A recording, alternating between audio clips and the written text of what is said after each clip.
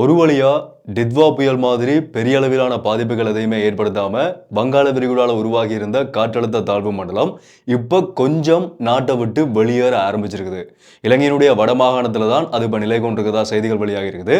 இப்ப அந்த காற்றழுத்த தாழ்வு மண்டலத்தினுடைய நிலைமை என்ன, அதே மாதிரி இன்னும் ஒரு சில முக்கியமான விடயங்கள் எல்லாம் எங்க நாட்டுக்குள்ள நடந்திருக்குது. கடந்த நாட்கள்ல இலங்கையினுடைய அரசியல் தரப்புல பெரிய அளவில் எதிர்பார்க்கப்பட்ட முன்னாள் கடல் தொழில்துறை அமைச்சர் டக்ளஸ் தேவானந்தா நேற்று நீதிமன்றத்தால பிணையில விடுவிக்கப்பட்டிருக்கிறார்.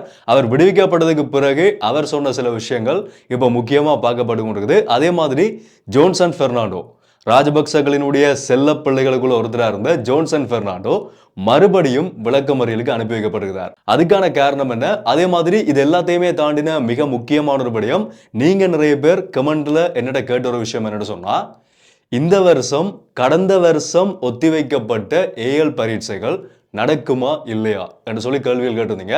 அதுக்கான பதில் வந்து இப்ப அரசாங்கத்தில் வெளியிடப்பட்டிருக்குது. ஸோ இது எல்லாத்தையுமே தான் இந்த வீடியோல முழுமையா விரிவா விளக்கமா நான் உங்களுக்கு சொல்ல போறேன். என்ன விடயம் மட்டும் உண்டா முதல்ல இருந்தே பார்க்கலாம். அனைவருக்கும் வணக்கம், நான் உங்கள் BK கரிகாலன். என்னடா கரிகாலா, வளமையை விட ஏதோ புதுசாக அலுமினியம் கேட்சி கொண்டிருக்கிறேன்னு சொல்லி கேட்டீங்கன்னா, எல்லாமே சும்மா ஒரு மாற்றத்துக்காக தான், சின்ன ஒரு சேஞ்சுக்காக தான். இருந்து கதைக்கிறது நல்லா இருக்கா இல்லாட்டி அலுமினியம் கேட்கிறது நல்லா இருக்கான்றதை அதையும் நீங்களே கமெண்ட்ல சொல்லுங்க. தொடர்ச்சி என்னுடைய அப்டேட்ஸை பார்க்குறதுக்கு இப்போ தான் என்னோட சேனலுக்கு புதுசாக வந்து பார்த்து கொண்டீங்கன்னு சொன்னால் இப்போவே சப்ஸ்கிரைப் பண்ணி அந்த பெல் ஐக்கனை கிளிக் பண்ணி ஒரு ஆப்ஷன் சொல்லுங்க. அப்போ நான் அப்லோட் பண்ண வீடியோஸ் எல்லாமே தொடர்ச்சி உங்களுக்கு கொடுங்க நோட்டிஃபிகேஷன்ஸாக வரும்.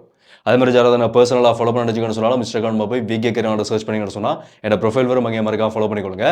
இந்த வீடியோவை லைக் பண்ணிட்டு முடிஞ்ச வரைக்கும் இந்த வீடியோவை எல்லா இடத்துலையுமே ஷேர் பண்ணி விட்ருங்க.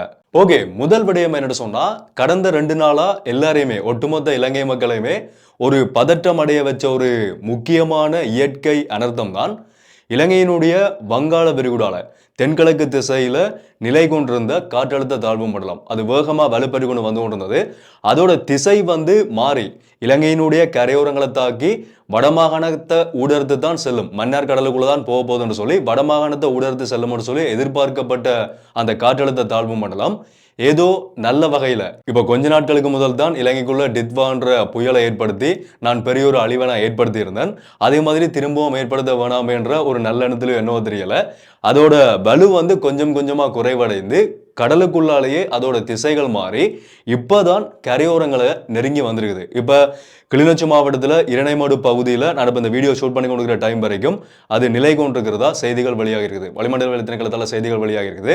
ஆனால் ஒரு நல்ல விஷயம் என்னன்னு சொன்னால், அதோட வேகம் வந்து குறைஞ்சிருக்குது. கடலுக்குள்ள இருந்த வேகத்தை விட அதோட வேகம் வந்து குறைஞ்சிருக்குது. பாதிப்புகளும் குறைவான பாதிப்புகளாகவே தான் இருந்து கொண்டிருக்குது. எல்லா இடங்களிலுமே மழை பெஞ்சு கொண்டிருக்குது. வடமாகாணத்தில் யாழ்ப்பாணம், கிளிநொச்சி, முல்லைத்தீவு, மன்னார், வவுனியான்னு சொல்லி எல்லா இடங்களிலுமே மழை பெஞ்சு கொண்டிருக்குது. சாதாரணமான மழை தான், 100 மில்லிமீட்டருக்கும் அதிகமான மழை பெய்யறதாகவும் செய்திகள் வெளியாக இருக்குது. ஆனால் நாளைக்கு வரைக்கும் அந்த மழை வந்து தொடரும்னு சொல்லியும் ஒரு விடயம் சொல்லப்பட்டிருக்குது. பெரிய அளவிலான பாதிப்புகள் எதுவுமே இனிமேல் இருக்க போறதில்லைன்ற மாதிரி விடயங்கள் வெளிப்படுத்தப்பட்டிருக்குது. இருந்தாலும் மக்கள் எல்லாருமே இயற்கை என்றது எதிர்ப்பு கூற முடியாதது, முடிஞ்ச வரைக்கும் அவதானமாகவும் செய்திகளையும் பார்த்து கொண்டுருங்க. வெளியில போறத, தேவையில்லாம வெளியில போறத முடிஞ்ச வரைக்கும் தவிர்த்து கொள்றது நல்லது. ஓகே, இது வந்து முதலாவது விஷயம். இந்த காற்றழுத்த தாழ்வு மண்டலத்தை பற்றி நான் லாஸ்டா அப்லோட் பண்ணின 2 வீடியோஸ்ல, யூடியூப்லயும் சரி ஏனைய சோஷியல் மீடியாலையும் சரி அப்லோட் பண்ண வீடியோஸ்ல கமெண்ட்ஸ்ல கேட்ட கேள்விகளுக்குள்ள அதிகமானவர்கள் கேட்ட ஒரு கேள்வி என்னன்னு சொன்னா, நீங்க நிறைய பேர் கேட்டிருந்தீங்க, இந்த வருஷம் ஏஎல் பரீட்சைகள் நடக்குமா? கடந்த வருஷம் 2025ஆம் ஆண்டு டித்வா புயல் ஏற்பட்டதுனால கால வரையறையின்றி தள்ளி போடப்பட்ட கல்வி பொதுத்தராதர உயர்தர பரீட்சைகள் இந்த வருஷம் ஜனவரியில தான் நடக்கும்னு சொல்லி சொல்லப்படுகிறது. அந்த பரீட்சைகள் நடக்குமா இல்லையான்னு சொல்லி நிறைய பேர் கேட்டிருந்தீங்க. ஒன்றுக்கும் கவலைப்படாதீங்க, சரியான முறையில திட்டமிட்டபடி ஜனவரி 12ஆம் தேதியிலிருந்து, நாளை மறுதினம் திங்கட்கிழமையிலிருந்து ஜனவரி 20ஆம் தேதி வரைக்கும் இடைநிறுத்தப்பட்ட அனைத்து ஏஎல் பரீட்சைகளும் கண்டிப்பா நடக்கும் என்று சொல்லி இலங்கையினுடைய பரீட்சை திணைக்களம் ஒரு முக்கியமான செய்தியை வெளியிட்டிருக்கிறார்கள். நேற்று ஜனவரி 9ஆம் தேதி இலங்கையினுடைய அனைத்து பாடசாலைகளுக்கும் விடுமுறை விடப்பட்டாச்சு, லீவு விடப்பட்டாச்சு. விடப்பட்டிருக்கக்கூடிய விடுமுறை ஜனவரி 21ஆம் தேதி தான் திரும்பவும் பாடசாலைகள் ஆரம்பிக்கும். அதுக்கிடைப்பட்ட இந்த ஜனவரி 12 இருந்து ஜனவரி 20ஆம் தேதி வரைக்கும் நிறுத்தப்பட்ட அனைத்து பரீட்சைகளும் கண்டிப்பா நடக்கும். யாருமே கவலைப்படாதீங்க, சரியான முறையில சரியான திகதியில போய் உங்களோட நேர அட்டவணைப்படி பரீட்சை எழுதுங்க. இந்த வீடியோவை எல்லாருக்குமே ஷேர் பண்ணுங்க. நிறைய பேர் நடக்காதுன்னு சொல்லி நினைச்சு கொண்டு போயிடும், எல்லாருக்குமே தெரியப்படுத்துறதுக்காக ஷேர் பண்ணிருங்க. எல்லாருக்குமே வாழ்த்துக்கள். ஓகே, அடுத்த முக்கியமான விஷயம் என்னன்னு சொன்னா, கடந்த நாட்கள்ல இலங்கையினுடைய அரசியல் தரப்புல பெரிய அளவுல பேசப்பட்ட, பெரிய அளவுல பார்க்கப்பட்ட 2 முக்கியமான கைதுகள் தான். ஒன்று இலங்கையினுடைய முன்னாள் கடல் தொழில்துறை அமைச்சர் டக்ளஸ் தேவானந்தாவினுடைய கைது. 2வது முன்னாள் அமைச்சரான ஜோன்சன் பெர்னாண்டோ மற்றும் அவருடைய 2 மகன்களினுடைய கைது. இந்த 2 கைதுகளுக்கான விளக்கமறியல் 2 பேருமே விளக்கமறியல வைக்கப்பட்டிருந்தார்கள். சொல்லப்போனால் 4 பேர். ஜோன்சன் பெர்னாண்டோ அவர 2 மகன்கள், அதே மாதிரி முன்னாள் கடல் தொழில்துறை அமைச்சர் டக்ளஸ் தேவானந்தா அவர்களோடு சேர்த்து இன்னொருத்தர் தான் சதோச நிறுவனத்தினுடைய ஒரு முகாமையாளர். இவர்கள் 5 பேருமே 9ஆம் தேதி வரைக்கும் விளக்கமறியல வைக்கப்பட்டிருந்தார்கள். நேற்றைய நாளில் திரும்பவும் நீதிமன்றத்தில் முன்னிலைப்படுத்தப்பட்ட நிலைமையில டக்ளஸ் தேவானந்தாவுக்கு என்ன சொல்லப்பட்டிருக்கான்னு சொன்னா, அவரை கம்பகா நீதிமன்றம் இப்ப பிணையில விடுவிச்சிருக்கிறார்கள். டக்ளஸ் தேவானந்தா வெளியில வந்துட்டார். இவருடைய கதையை பார்க்கறதுக்கு முதல் ஜோன்சன் பெர்னாண்டோவுக்கு என்ன நடந்திருக்குன்னு சொன்னா, அவர் நீதிமன்றத்தில் முன்னிலைப்படுத்தப்பட்ட நிலைமையில ஆக்சுவலா அவர் நீதிமன்றத்துக்கு கொண்டு போகப்படல, வாட்ஸ்அப்ல தான் நீதிமன்றத்தில் நீதிபதிக்கும் இவருக்கும் இடையிலான கலந்துரையாடல் சொன்னா அந்த நீதிமன்ற செயல்பாடுகள் நடந்திருக்கிறதா செய்திகள் வெளியாகி இருக்குது.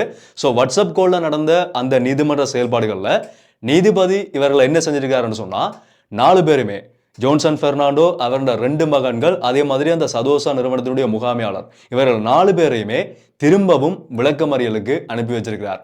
இவர்கள் என்ன செய்திருக்கிறார்கள் சொன்னா, 40,000 லிட்டர்ஸ் எத்தனால், அதாவது இந்த எத்தனால் எதுக்காக பயன்படுத்தப்படுது, இது எதுக்காக கொண்டு போனார்கள்ன்ற எந்த ஒரு தகவலுமே இப்போ வரைக்கும் சரியான முறையில் வெளியிடப்படலை. உண்மையை சொல்ல போனால் சரியான முறையில் வெளியாகலை. ஆனால் இது எதுக்காக பயன்படுத்தப்படுறேன்னு சொல்லி நான் கூகுளில் சர்ச் பண்ணும்போது முழுக்க முழுக்க ஆல்கஹால் தயாரிப்புக்காக பயன்படுத்தக்கூடிய ஒரு முக்கியமான திரவம் தான் இந்த எத்தனால்.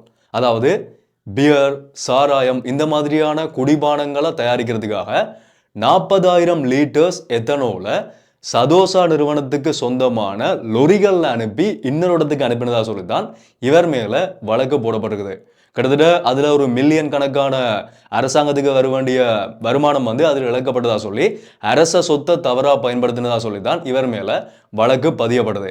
இந்த ஜோன்சன் பெர்னாண்டோன்றவர் யார், அவருக்கு பின்னால் இருக்கக்கூடிய வரலாறு என்ன, எப்பேற்பட்ட நபர் இவர்னு சொல்லி நாங்கள் ஏற்கனவே ஒரு வீடியோவில் முழுமையாக பார்த்துருக்கிறோம். யாரும் பார்க்கலன்னு சொன்னால் அந்த வீடியோ போய் செக் பண்ணி பாருங்க. ஸோ இவர்களுக்கு திரும்பவும் விளக்கமறியலுக்கு அனுப்பி வைக்கப்பட்டிருக்கிறார்கள். டக்ளஸ் தேவானந்தா வெளியில வந்திருக்கிறார். அவர் என்ன சொல்லியிருக்கிறார்னு சொன்னால், வெளி வந்ததுக்கு பிறகு ஒரு வீடியோ போஸ்ட் பண்ணியிருக்கிறார். அந்த வீடியோவில் என்ன சொல்லியிருக்கிறார்னு சொன்னால், நான் வெளியில வந்ததுக்காக சந்தோஷப்படக்கூடிய மக்கள் எல்லாருக்குமே நன்றிகள், அதே மாதிரி ஜனாதிபதிக்கு நன்றி, சட்டத்தரணிகளுக்கு நன்றி, நீதிபதிக்கு நன்றி என்று சொல்லி எல்லாருக்குமே நன்றி தெரிவிக்கிற விதமா ஒரு வீடியோ போஸ்ட் பண்ணியிருக்கிறார். அவர் வெளியில வந்ததுக்கு எத்தனை பேர் நீங்க சந்தோஷப்படுறீங்கன்றதையும் கமெண்ட்ல சொல்லுங்க. ஸோ இதுவும் நேற்றைய நாள்ல இப்ப முக்கியமா அரசியல் தரப்புல பார்க்கப்படக்கூடிய முக்கியமான ஒரு விடயம். ஓகே, கடைசியா இருக்கக்கூடிய முக்கியமான சில விஷயங்கள் என்னன்னு சொன்னா, இலங்கைக்கு அமெரிக்காவால் 10 நேவி ஹெலிகாப்டர்ஸ் இப்போ அனுப்பி வைக்கப்பட்டிருக்குது. அனர்த்த நேரங்களில் பயன்படுத்தப்படுறதுக்காக 10 ஹெலிகாப்டர்ஸ் அனுப்பி வைக்கப்பட்டிருக்குது. அதே மாதிரி ஏற்கனவே டித்வா புயலால வீடுகளை இழந்தவர்களுக்கு ரீபில்டிங் ஸ்ரீலங்கா திட்டத்தின் கீழே வீடுகளை இழந்தவர்களுக்கு ப்ரொஜெக்ட் 5 மில்லியன் என்ற ஒரு பெயர்ல வீடுகள் புனரமைத்து கொடுக்கிற பணிகள் நேற்றைய நாளில் ஆரம்பிக்கப்படுகிறது. 5 மில்லியன் ரூபாய், 50 லட்சம் ரூபாய் பணம் வீடுகளை இழந்தவர்களுக்கு வழங்கப்படும் என்று சொல்லி ஏற்கனவே ஜனாதிபதி அனுரகுமார திசாநாயக்க அவர்கள் இந்த பிரச்சனை ஏற்பட்ட நேரத்திலே சொல்லியிருந்தார். அதுக்கான செயல்பாடுகள் இப்ப ஆரம்பிக்கப்பட்டிருக்குது. கடந்த கால ஆட்சியாளர்கள் யாருமே செய்யாத ஒரு வேலையை தான் நாங்கள் செய்யறோம்னு சொல்லியும் அவர் அந்த ஆரம்ப நிகழ்வுகளில் உரையும் மாற்றிருக்கிறார். ஸோ இவ்வளவு விஷயங்களும் தான் இப்ப இலங்கைக்குள்ள நடந்த விஷயங்களாகவும் முக்கியமா பார்க்கப்படக்கூடிய விஷயங்களாகவும் இருந்தது. அது எல்லாத்தையுமே நான் உங்கள்கிட்ட சொல்லியிருக்கிறேன். அடுத்தடுத்து வரக்கூடிய எல்லா அப்டேட்ஸையுமே நான் உங்களுக்கு அப்டேட் பண்ணுறேன். இதை பற்றி நான் உங்களுடைய கருத்துக்களை கீழே கமெண்ட்ல சொல்லிட்டு என்னோட சேனலை சப்ஸ்கிரைப் பண்ணிருப்பீங்க. அப்படி பண்ணலன்னு சொன்னால் போய் சப்ஸ்கிரைப் பண்ணி அந்த பெல் ஐக்கனை கிளிக் பண்ணி ஆல் ஆப்ஷன் வச்சுக்கோங்க. அப்போ நான் அப்லோட் பண்ணுற வீடியோஸ் எல்லாமே தொடர்ச்சி உங்களுக்கு உடனே நோட்டிஃபிகேஷன்ஸாக வரும். நோட்டிஃபிகேஷனாக வந்த உடனே வீடியோவை பாருங்க. சப்ஸ்கிரைப் பண்ணுறது மட்டும் முக்கியம் இல்லை, வீடியோஸை தொடர்ச்சியாக பாருங்க. ஸோ மீண்டும் வீடியோவில் சந்திப்போம். நன்றி.